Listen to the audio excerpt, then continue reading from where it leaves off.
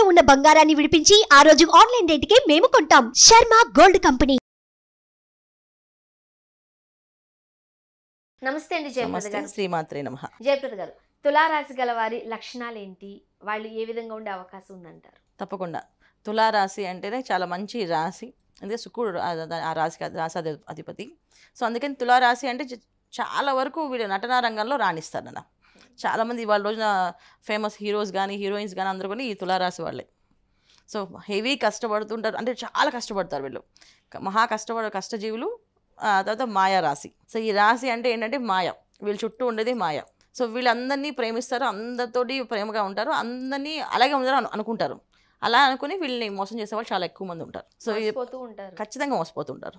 వీళ్ళు చాలా తెలివైన వాళ్ళవి, మేము అందరినీ అంచనా వేయగలం అనుకుంటారు పాపం, కానీ అలా వేయలేరు. ఒక రకంగా చెప్పాలంటే అమాయకులే, బయటికి కనిపించిన అమాయకులు. అది సో బయటికి కనిపించిన అమాయకులుగా కనిపించేవాళ్ళు, కానీ చాలా ధైర్యవంతులా కనిపిస్తారు, చాలా స్ట్రాంగ్ పీపుల్లా మాట్లాడతారు. ఏ విషయమైనా అబ్బా వీళ్ళు చెప్తే మనకి వీళ్ళు మనకు ధైర్యం ఇచ్చేస్తారని అనిపిస్తుంది, కానీ వాళ్ళకి ధైర్యం ఉండదు యాక్చువల్ చెప్పాలంటే. కానీ అంత రాశి తులారాశి వాళ్ళు ఎక్కువ ఫ్యామిలీని ఎక్కువ ఇష్టపడతారు, ఫ్యామిలీ కోసం ఏ పనులైనా చేస్తూ ఉంటారు. ఫ్యామిలీతో ఎక్కువ బయట తిరగాలి కానీ ఎంజాయ్ చేయడం కానీ ఉంటుంది.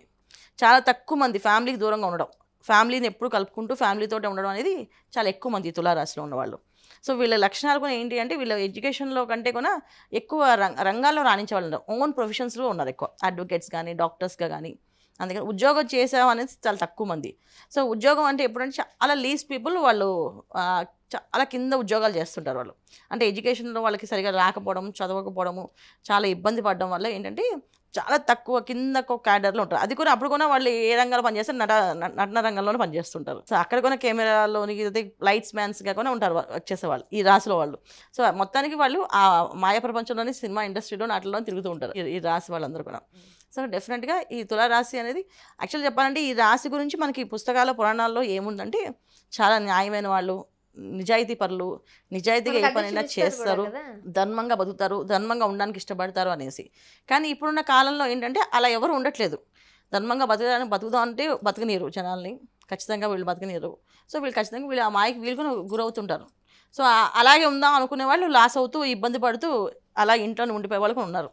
సో మేము ఇంతేనండి, మేము ఇలాగే మాట్లాడతామండి అన్న వాళ్ళని సరే అయితే నమస్కారం చెప్పి వదిలేసి వచ్చేస్తారు కదా, అలాగా ఉంది వీళ్ళు దాంట్లో. సో వీళ్ళకి రెండు ఇబ్బందులు, రెండు రకాలైన సిచ్యువేషన్స్ వీళ్ళు ఫేస్ చేస్తూ ఉంటారు. మాయకి అలవాటై మాయలో పడుతూ మాయలో బతికే వాళ్ళు ఉన్నారు. లేదు మేము మాయలో పడము, మేము జాగ్రత్తగా సిన్సియర్గా శ్రద్ధగా ఉండేవాళ్ళు కూడా ఉన్నారు. చూడండి చాలామంది కోర్టులో లాయర్లు డబ్బులు తీసుకొని వాదిస్తుంటారు. ఈ తులారాశిలో పుట్టిన వాళ్ళు రూపాయి తీసుకోకుండా వాదిస్తారు పాపం, న్యాయం ఉంటే. వాళ్ళు ఒక రూపాయి కూడా తీసుకోరు. వీళ్ళకి ఇంకా రివర్స్లో వాళ్ళకి కావాల్సిన ఖర్చులు ఇచ్చడానికి వీళ్ళే టైప్ చేసి అన్ని పెట్టి కేసు గెలిచడానికి ఇష్టపడతారు. కానీ వాళ్ళు పోనీ గెలిచిన తర్వాత వీళ్ళకి ఇవ్వాలి కదా, వాళ్ళకి నమస్కారం చేసి వెళ్ళిపోతారు ఇవ్వరు. సో మామూలుగా వేరే అడ్వకేట్స్ దగ్గరికి వెళ్తే కనీసం ఒక 10 లక్షలు ఖర్చు అయ్యే దగ్గర వీళ్ళు 1 లక్ష రూపాయలు చేశారనుకోండి, ఆ లక్షని వీళ్ళకి ఇవ్వాలి కదా, అది కూడా ఇవ్వకుండా వెళ్ళిపోయిన వాళ్ళు ఉంటారు. సో న్యాయంగా బతుకుదాం అంటే వాళ్ళకి ఇలాంటి పరిస్థితులు వస్తాయి, వాళ్ళు అదే అనుకుంటారు. న్యాయంగా బతుకుదాం అనుకుంటే ఇలాగే ఉంటుంది. అన్యాయంగా తినేవాడి దగ్గర వాడు 10 లక్షలు కావాలని ఇస్తాడు, 20 లక్షలు కావాలని ఇచ్చేస్తారు వాడి దగ్గర అనే మాయలో వీళ్ళు ఉంటుంది. తులారాశి అంటేనే పాపం మాయనన్న, అంతా మాయే. సో ఓవరాల్ అయితే వాళ్ళ లక్షణాలు అవి అంతే. వాళ్ళ చదువు ఎట్లా సాగుతుంది అంటారు? చదువు బాగుంటుంది, చెప్పే కదా చదువు బాగుంటుంది. చాలా తక్కువ మంది చదువు లేని వాళ్ళు, చదువుకునే వాళ్ళు ఎక్కువ మంది ఉంటారు, తెలివైన వాళ్ళు, చదువు చక్కగా చదువుతారు వాళ్ళు. అందువల్ల ఏంటంటే ఓన్ ప్రొఫెషన్లో ఉంటారు. అందుకే అడ్వకేట్స్, తర్వాత డాక్టర్స్గా. సో ఇవన్నీ ఎడ్యుకేషన్ బాగుంటేనే కదా అన్నీ వస్తాయి, లేకపోతే రారు, అంత ఈజీగా రాణించలేరు కదా. తర్వాత నటన రంగంలో రాణించాలంటే, సినిమా ఇండస్ట్రీలో ఒక యాక్టర్గా రావాలంటే ఎన్ని కష్టాలు పడాలి వాళ్ళు, పొద్దున్నే వాళ్ళు చాలా కష్టపడతారు కదా, 100% కష్టపడతారు వీళ్ళు. అందుకని బాగుంటుంది లైఫ్లో. వీళ్ళది రాంగ్ అని చెప్పడానికి ఏం లేదు, వీళ్ళన్నీ రైట్ పర్సన్సే. కాకపోతే వీళ్ళకి ఎదురే సిచ్యువేషన్స్ అన్నీ కూడా మాయ సిచ్యువేషన్స్ అంతే. దానిలో మాయలో పడి భ్రమలో పడి పాపం ఇబ్బంది పడుతూ ఉంటారు, అదే వీళ్ళ సిచ్యువేషన్స్. ఇప్పుడు తులారాశి గలవారు ఉద్యోగం చేస్తే మంచిదా, లేదు అని అంటే ఓన్ బిజినెసెస్ ఏమైనా పెట్టుకుంటే మంచిదా, దేనిలో రాణించగలుగుతారు? ఓన్ ప్రొఫెషన్స్ రాణిస్తారు వీళ్ళు. ఎందుకంటే వీళ్ళు ఉద్యోగం చేయలేరు. అక్కడ అబద్ధం చెప్పాలి అన్నప్పుడు వీళ్ళు మన మనసులో నలిగిపోతూ ఉంటారు. వీళ్ళు మోసం చేస్తున్నారు, వాళ్ళు మోసం చేస్తే తెలిసిపోతుంది ఇద్దరు వాళ్ళు చెప్పమన్నా వీళ్ళు అబద్ధం చెప్పినట్టు తెలిసిపోతుంది మనకి, వీళ్ళు అబద్ధం చెప్తున్నారు అని చెప్పేసి. అంత ఎక్స్ప్రెషన్స్ వాళ్ళ బాడీలోకి తెలిసిపోతాయి అన్నమాట. సో డెఫినెట్గా వాళ్ళు ఓన్ ప్రొఫెషన్స్లోనే చదువుకోవాలి, చేసుకోవాలి. తప్పదన్నప్పుడు ఉద్యోగం చేసినప్పుడు ఇంకా ఆ మాయకి మనం కూడా బానిసవి చేసుకోవాలి. ఇప్పుడు వాళ్ళు ఎంత కష్టపడినా వాళ్ళ కష్టానికి తగ్గ ప్రతిఫలం అందుకోవట్లేదు కాబట్టి ఆర్థికంగా ఎలా ఉంటారు? చాలా సామాన్యమేనన్న. అంతే మీరు అన్నట్టు, మరి 1 లక్ష రూపాయలు ఇవ్వాల్సిన దగ్గర 1 రూపాయి కూడా ఇవ్వకపోతే కష్టమేగా. అలా ఉంటుంది. ఉంటే తారాస్థాయిలో హాయిగా ఫుల్ లగ్జరీలో ఉంటారు, ఉంటే తారాస్థాయిలో ఉంటారు, చాలా డబ్బు వెల్ విషెస్ బాగుంటుంది. చాలామంది హీరోలు అందరూ ఈ రాశిలో ఉన్నవాళ్ళే. సో వాళ్ళ హీరోస్ అందరికీ ఉన్నాయా, డబ్బులు ఉన్నాయంటే ఉన్నాయి కదా అందరికీను. చాలామంది పెద్ద పెద్ద హీరోలు ఉన్నారు ఈ రాశిలో ఉన్నవాళ్ళు.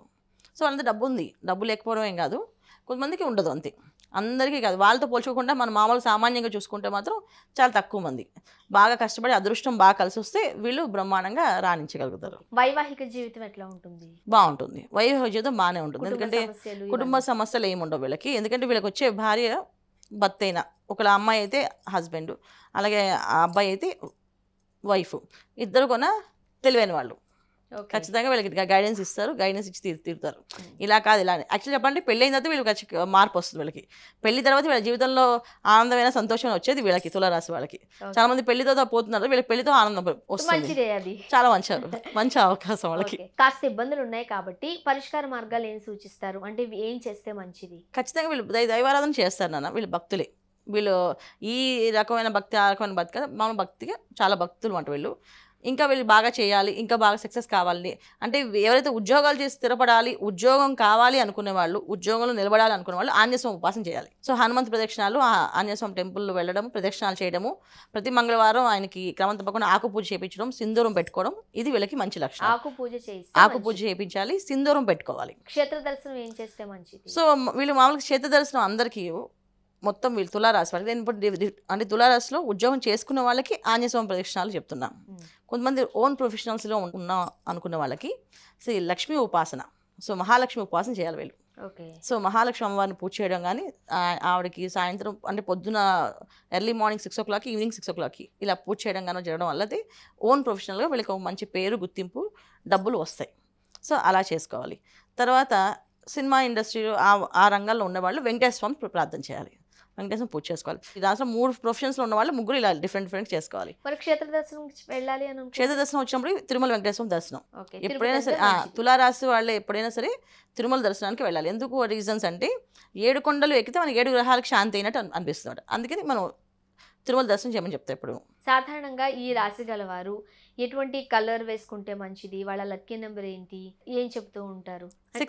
ఏ రోజు మంచిది, ఏదైనా ఒక మంచి పని మొదలు పెట్టాలి, లేకపోతే ఎక్కడికైనా వెళ్ళాలి, ఏదన్నా ఒక పని మీద మనం బయటకు వెళ్తున్నాం అంటే ఈ రోజు అయితే మంచిది అని చెబుతూ ఉంటారు కదా, ఏమంటారు? వీళ్ళకి శుక్రవారం కలిసి వస్తుంది అన్న. శుక్రవారం చాలా మంచి విశేషం కలిసి వస్తుంది. శుక్రవారం చేసుకోవచ్చు, శనివారం కూడా చేసుకోవచ్చు.